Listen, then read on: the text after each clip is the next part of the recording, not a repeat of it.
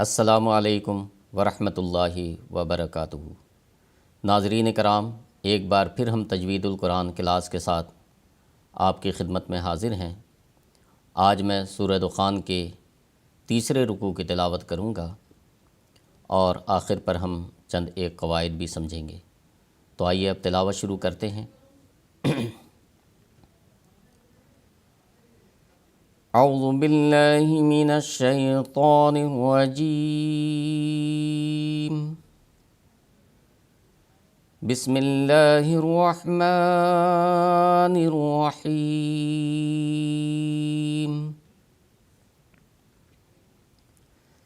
ان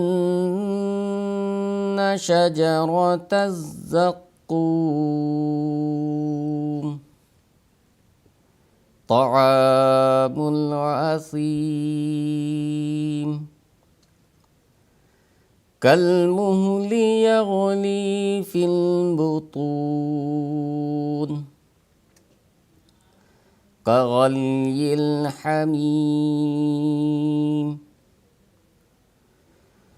خذوہ فاعتلوہ الی سواء الجحیم،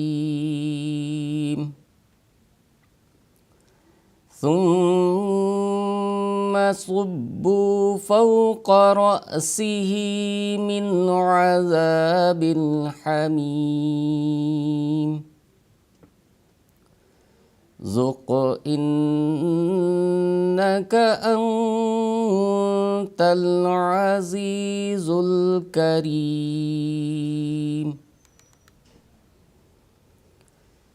ان ھذا ما کنتم بہ تمترون،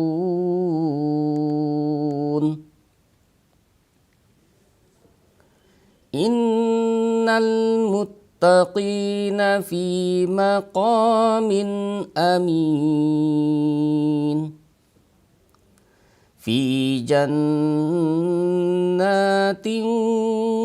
وعیون، یلبسون من سندس واستبرق متقابلین، کذالک وزوجناہم بحور عین، یدعون فیہا بکل فاکہۃ آمنین، لا یذوقون فیہا الموت الا الموتۃ الاولی، ووقاہم عذاب الجحیم، فضلا من ربک، ذلک هو الفوز العظیم۔ فإنما يسرناه بلسانك لعلهم يتذكرون، فارتقب إنهم مرتقبون۔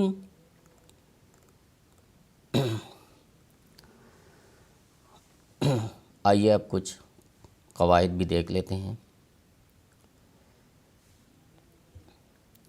نون مشدد ہے تو اس لیے ہم حمزہ کو نون میں ملائیں گے، اور نون مشدد ہونے کی صورت میں ہم غنہ کریں گے، اور نون مشدد کا غنہ ہمیشہ اظہار کے ساتھ ہوتا ہے۔ تو کس طرح ہم ایک الف کے برابر اس میں ہم غنہ کرتے ہیں، میں پڑھ کے بتاتا ہوں۔ ان، اس طرح سے ہم تاخیر کرتے ہیں، نون مشدد پر اس طرح سے غنہ کیا جاتا ہے۔ اس کو انا جلدی سے نہیں ادا کیا جائے گا، جب نون مشدد ہو تو اس طرح سے ہم اس پر غنہ کرتے ہیں۔ شجرۃ الزقوم،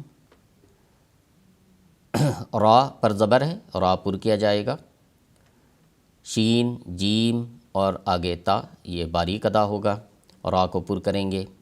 زا سخت ادا ہوگا، اور سخت ادا ہوتا ہے لیکن باریک ہی ادا ہوتا ہے۔ قاف پر کیا جائے گا، قاف حروف مستعلیہ میں سے ہے اس لیے ہم اسے پر ادا کریں گے۔ طا بھی پر ہوگا، عین حروف حلقی میں سے، حروف مد الف ہے تو اس لیے ہم عین کو ایک الف کے برابر کھینچیں گے۔ اسیم، کل مہلی، اچھا یہاں دیکھیں 3 نقطہ ہے، اس کو معانقہ کہتے ہیں۔ معانقہ کا مخفف یہاں پر ما لکھا ہوتا ہے آخر میں، یا بہت سارے قرآن میں معانقہ پورا لکھا ہوتا ہے۔ تو 3 نقطہ، اور جہاں کہیں 3 نقطہ ہو ساتھ ہی اس کے ساتھ ہی 3 نقطہ اور دوسری جگہ پر ایک ضرور ہوگا۔ تو اس کا قاعدہ یہ ہے کہ پہلے بھی بتایا جا چکا ہے، یہاں اس میں دونوں جگہ یا وصل کریں یا وقف کریں یہ جائز نہیں۔ ایک جگہ وصل کریں گے تو ایک جگہ وقف کریں گے، اور ایک جگہ پہلے اگر وقف کرتے ہیں تو دوسری جگہ وصل کریں گے۔ یہ بات ذہن میں رکھیں۔ مثال کے طور پہ اگر ہم پڑھیں طعام الاسیم تو یہاں ہم نے وقف کر دیا، تو اب یہاں پر کیا کریں گے؟ وصل کریں گے، کل مہل یغلی فی البطون۔ تو اس طرح سے اگر ہم نے پہلی جگہ وصل کر دیا تو دوسری جگہ وقف کریں گے۔ مثال کے طور پہ پھر میں سمجھاتا ہوں، اگر ہم یہاں وصل کر دیتے ہیں طعام الاسیم کالمہل، اس طرح سے یہاں ہم نے اگر وصل کر دیا تو دوسری جگہ وقف کریں گے۔ مختصر پھر ایک بار سمجھاتا ہوں کہ اس میں دونوں جگہ وقف یا دونوں جگہ وصل نہیں کرنا چاہیے۔ ایک جگہ ہم وصل کرتے ہیں تو دوسری جگہ وقف کریں، اگر پہلے ہم نے وقف کیا تو دوسری جگہ وصل کریں۔ آگے چلتے ہیں، کاف باریک ادا کیا جائے گا۔ یغلی، لام کے بعد یا ہے حروف مد میں سے، تو اس کو ایک الف کے برابر ہم کھینچتے ہیں۔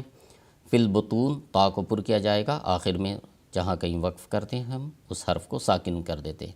کاف باریک ادا کیا جائے گا۔ تو یہ غائن حروف حلقی میں سے ہے۔